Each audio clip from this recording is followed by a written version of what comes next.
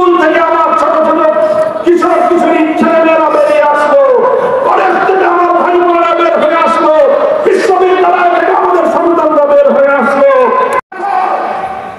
একটা দেশের কিছু চিহ্নিত মিডিয়া সরকার শুরু করে দিল বাংলাদেশে এখন সংখ্যালঘু নির্যাতন হবে। এদেশের মুসলমানেরা, এদেশের আলেম সমাজ, হেফাজতে ইসলাম, বাংলাদেশ খেলাফত মজলিস সহ এদেশের ছাত্ররা তারা অগ্রগণ্য ভূমিকা পালন করে প্রতিটি সংখ্যালঘুদের মন্দির, গোটা গির্জার সামনে পাহারা বসিয়ে শেখ হাসিনার সমস্ত ষড়যন্ত্রকে নস্যাৎ করে দিয়েছে। বিগত এই 1.5 মাসে বাংলাদেশের কোথাও একজন সংখ্যালঘুর উপর কোন নির্যাতনের নজির নাই। কারণ যারা নাটক করত সেই নাটকের নায়ক নায়িকারা এখন আর দেশে নাই। এই জন্য এখন আর সংখ্যালঘু নির্যাতনের নাটক হয় না।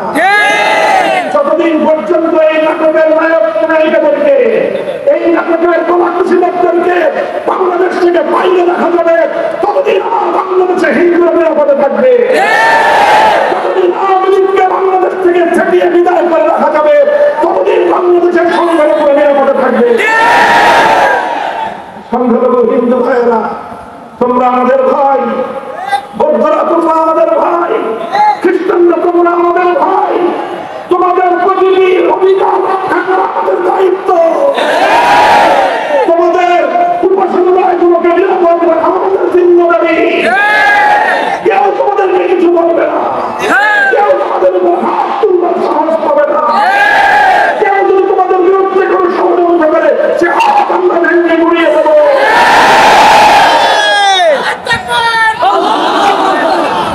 সংগ্রামী সাথী ও বন্ধুগণ, এইভাবে শেখ হাসিনার সকল ষড়যন্ত্রের বিরুদ্ধে 2024 সালের জুলাই মাস বাংলাদেশে এক অভূতপূর্ব গণজাগরণ হলো। 5ই আগস্ট গণবিপ্লব হলো, গণ অভ্যুত্থান হলো। এই অভ্যুত্থানের সবচেয়ে বড় বৈশিষ্ট্য ছিল অভূতপূর্ব ঐক্য। শেখ হাসিনার প্রতিশোধ এবং বিভাজনের রাজনীতিকে প্রত্যাখ্যান করে আমার দেশের তরুণ ছাত্র জনতা তারা অভূতপূর্ব একটা ঐক্য গড়ে তুলেছিল। দেশের জন্য, দেশের মানুষের জন্য ডানপন্থী, বামপন্থী, ইসলামী সংগঠন, ইসলাম ছাড়া সাধারণ সংগঠন সকলে এক কাতারে দাঁড়িয়ে গেল।